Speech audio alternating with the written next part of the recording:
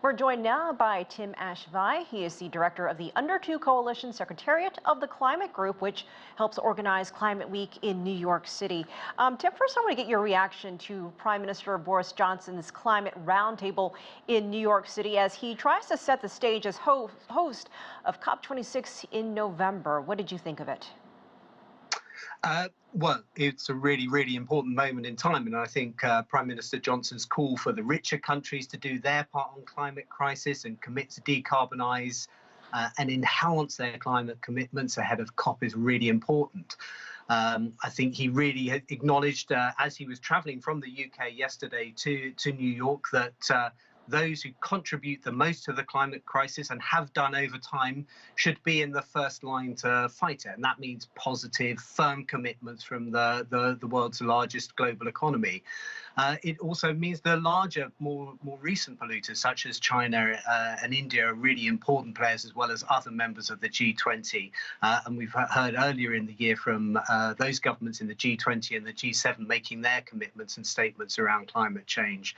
I think the other thing that he talked about, which was interesting today, was talking about the inclusion of the Global South, the historic responsibility that we have to help countries in the Global South, and particularly the most vulnerable states, such as the small island states, to be present and be heard in the climate debate.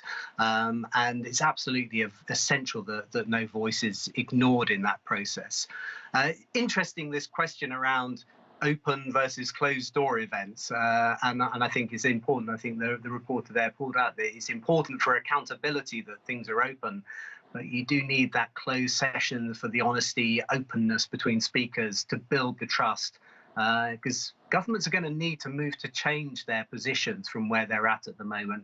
They're going to need to step back from a position that they've stated publicly up until now, and that's difficult. It's delicate diplomacy, and it's obviously playing out live time this week in New York. Are any concerns that the United States was not a part of that roundtable, or do you expect to hear more from President Joe Biden when he takes the lectern on Tuesday?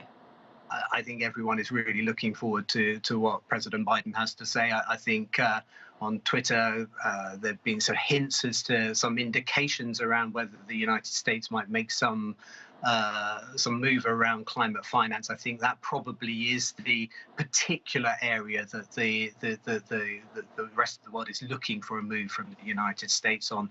This commitment dating back to the Copenhagen Climate Summit in 2010 for $100 billion a year of climate finance to flow from developed to developing countries to enable them to manage the challenges of climate change. Other than climate finance, what are some of the other important issues that you hope gets specifically addressed and tackled this week when it comes to climate change?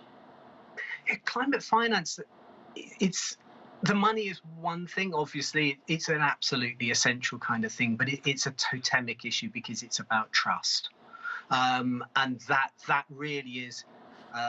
As was alluded to in the articles preceding this conversation, Elaine, that's in quite short change at the moment, and I think that what we really need to see is some strong commitments of trust. I think back to in the run-up to Paris in 2015, in particular, the trust that was built between President Xi and President Obama was critical around this time, September in 2015, towards a successful outcome in the Paris Agreement. So yes, we are looking for incremental increases. Maybe China might add to the statements they made around net zero by 2060 last year.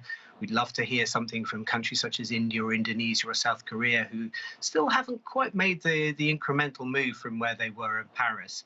But the overall thing that I'm looking for is, has the process really started to kick into gear in a way that has been really difficult over the last 18 months through the delays due to the COVID pandemic that meant that the COP couldn't go ahead last year. All right, Tim Ashby, thank you so much for joining us from London. We appreciate your time.